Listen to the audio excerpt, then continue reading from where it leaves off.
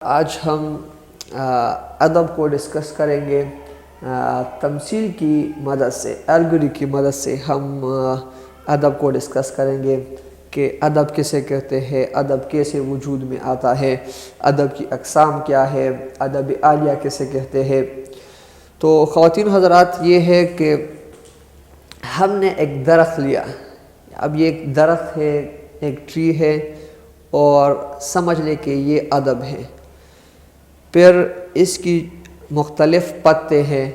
اب اسے ادب کی تعریف ہے اپنے جذبات، اپنے خیالات، اپنے تصورات کا اظہار کرنا فنکارانہ انداز میں۔ تو ادب تب وجود میں آتی ہے، یہ ادب کی درخت تب وجود میں آتی ہے جب اس کی یہ شاخیں، جب اس کے یہ پہلے پتے آتے ہیں، یعنی آپ کے احساسات، آپ کے جذبات، آپ کے خیالات، آپ کے تصورات، یہ پتے آتے ہیں، ٹھیک ہے۔ تو پہلے آپ کے جذبات آتے ہیں، احساسات آتے ہیں، تصورات آتے ہیں، خیالات آتے ہیں، مشاہدات آتے ہیں، اور اس کی روٹس، پھر ان چیزوں کو آپ نے فنکارانہ انداز میں ایکسپلین کرنا ہے، بیان کرنا ہے۔ دیکھیں یہ جڑیں، اگر یہ جڑیں، یہ روٹس نہ ہو تو یہ درخت نہیں بن سکتا، ٹھیک ہے، یہ درخت وجود میں نہیں آتا، یہ پتے نہیں نکل سکتے۔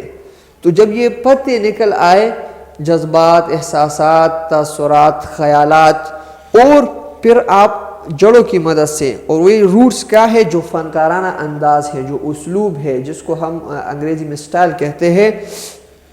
تو ادب کے درخت میں، ادب کے ٹری میں یہ جو روٹس ہے، جو جڑیں ہیں، یہ فنکارانہ انداز کو ہم کہتے ہیں، یعنی اس طرح رول پلے کرتا ہے۔ اگر یہ چیزیں ہیں، خیالات ہے، مشاہدات ہے، تصورات ہے، جذبات ہے، یہ چیز نہ ہو، یہ روٹس نہ ہو، تو پھر اس کو ہم جرنلزم کہتے ہیں، صحافت کہیں گے، یا کوئی غیر ادبی تحریر کہیں گے، اس کو ہم پھر ادب نہیں کہتے، ٹھیک ہے۔ تو یہ جو آپ کے مشاہدات ہے، خیالات ہے، احساسات ہے، جذبات ہے، تصورات ہے، آپ نے ان کو فنکارانہ انداز میں، خوبصورت انداز میں بیان کر دیا، تو پھر جب آپ اس کو، ان چیزوں کو، مشاہدات اور خیالات کو فنکارانہ انداز میں بیان کرتے ہیں، تو پھر یہ آم ہے، یہ سیب ہے، یہ مالٹا ہے، تو یہ مختلف اصناف پھر وجود میں آتے ہیں، پھر یہ پل لگتے ہیں، ٹھیک ہے۔ تو یہ پل کیا ہے؟ پھر یہ غزل ہے، غزل کی صورت میں، افسانے کی صورت میں، نظم کی صورت میں، مثنوی کی صورت میں، قصیدے کی صورت میں، ناول کی صورت میں، یہ پھر ثمرات ہے، یہ فروٹس ہے۔ یعنی جب آپ اپنے جذبات اور احساسات اور تصورات کو فنکارانہ انداز میں بیان کرتے ہیں، تو پھر اس کے ثمرات کیا ہوتے ہیں، اس کا فروٹس، اس کا ثمر، اس کا پھل کیا ملتا ہے؟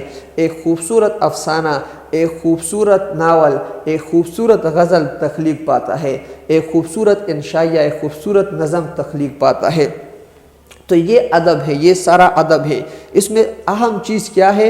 پہلے آپ تصورات، جذبات، احساسات، خیالات، اور پھر اس کو پیش کرنے کا انداز، سٹائل کیسا ہے، وہ ڈیپینڈ کرتا ہے۔ اور پھر جب یہ چیزیں خوبصورت ہو تو پھر اس کے ثمرات بھی خوبصورت ہوتے ہیں۔ پھر خوبصورت غزل آپ لکھتے ہیں، خوبصورت افسانہ، حسین افسانہ، دلکش افسانہ، خوبصورت نظم آپ لکھتے ہیں۔ اچھا، اگر میں فارمولے سے یہ ادب ایکسپلین کروں تو یہ مختصر ادب کی مختصر ترین تاریخ ہے۔ یہ تو ہم نے درخت کی مثالیں لی، ہم سب درخت کو دیکھتے ہیں، پتے بھی ہم دیکھتے ہیں، اس کے روٹس بھی ہمیں نظر نہیں آتے، لیکن پتہ ہے کہ زمین کے اندر ہے۔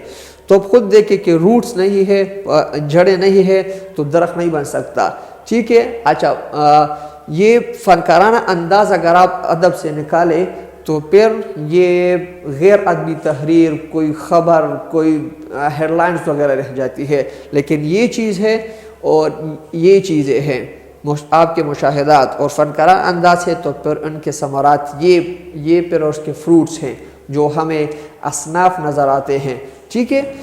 تو حسن تخیل اور حسن بیان پلس حسن بیان از ایکول ٹو ادب، یعنی یہ چیزیں پلس یہ چیزیں، تو یہ ادب کریٹ کرتا ہے۔ حسن تخیل کہتے ہیں کہ خوبصورت فکر، یعنی آپ کے ذہن میں کیا آئیڈیا ہے، کیا فکر ہے، اور حسن بیان اس کو بیان کرنے کا انداز، یعنی جو فکر ہے، جو تھاٹ ہے، جو خیال ہے، جو موضوع ہے، وہ بھی خوبصورت ہو، وہ بھی حسین ہو، اور اس کو پیش کرنے کا انداز، بیان کرنے کا انداز وہ بھی حسین ہو، تو پھر اس کے نتیجے میں ادب وجود پاتا ہے، ادب کریٹ ہوتا ہے، ادب تخلیق پاتا ہے۔ یعنی میں نے اور آسان کرنے کے لیے حسن تخیل کیا کہا، یعنی کس موضوع پر بات کی اور کیسے کہا۔ اب کیا کہا، مثلاً واقعہ کربلا ہے، یہ فکر ہے، تاٹ ہے، موضوع ہے، امام حسین رضی اللہ تعالیٰ عنہ کی شہادت کا قصہ ہے، تو یہ کیا ہے، یہ موضوع ہے، فکر ہے۔ اور پھر کیسے کہا، حسن بیان کرنے کا انداز بھی خوبصورت ہے، تو پھر یہ ادب ہے۔ یعنی اگر آپ مرثیہ، پھر دیکھیں اس کے نتیجے میں فروٹس کیا ہوگا، مرثیہ وجود میں آئے گا، یعنی آپ تشبیہات کا استعمال کریں گے، استعارات کا، کنایات کا خوبصورت استعمال کریں گے، تو پھر یہ ادب ہے۔ دیکھیں ادب کیوں ضروری ہے ہمارے لیے؟ دیکھیں جب آپ تھک جاتے ہیں، جب آپ کڑکتی دھوپ میں آپ سفر کر رہے ہیں اور آپ تھک جاتے ہیں، آپ پسینے سے شرابور ہیں، تو آپ درخت کے نیچے آرام کرتے ہیں، اس کے سائے میں آرام کرتے ہیں۔ درخت آپ کو چھاؤں فراہم کرتا ہے، آپ کو آکسیجن فراہم کرتا ہے، آپ کو فروٹ فراہم کرتا ہے، جو زندگی گزارنے کے لیے سب سے اہم و ضروری چیز ہے، آکسیجن ہے، وہ آپ کو فراہم کرتا ہے، ٹھیک ہے۔ تو اسی طرح جب آپ زندگی کی جمیلوں میں پڑ جاتے ہیں، اکتا جاتے ہیں، زندگی سے آپ بیزار ہو جاتے ہیں، بور ہو جاتے ہیں، تو آپ ادب کے درخت میں پناہ ڈھونڈتے ہیں، آپ ادب کے درخت کے نیچے آتے ہیں، آپ ایک خوبصورت غزل سنتے ہیں، پڑھتے ہیں، یا کسی کلاکار نے اس کو غزل گایا ہو تو آپ وہ سنتے ہیں، کوئی گیت سنتے ہیں، افسانہ پڑھ لیتے ہیں، نظم پڑھ لیتے ہیں، تو آپ ٹھنڈک محسوس کرتے ہیں، آپ کے اندر کا غبار چٹ جاتا ہے۔ تو جو فوائد یہ درخت کے ہیں، اس طرح ادب بھی ہمیں یہ فوائد دیتا ہے، ٹھیک ہے۔ ہم تخلیق کرنا چاہتے ہیں، کوئی اپنا اظہار کرنا چاہتے ہیں، تو ہم اپنے جذبات اور تصورات کو لکھ لیتے ہیں، تو ایک خوبصورت چیز، ایک خوبصورت صنف تخلیق میں آتا ہے، اور پھر پورا ہمارے اخلاق اس سے متاثر ہوتے ہیں، ہمارے رویے اس سے متاثر ہوتے ہیں، ہمیں زندگی کا پرپس پتہ لگ جاتا ہے۔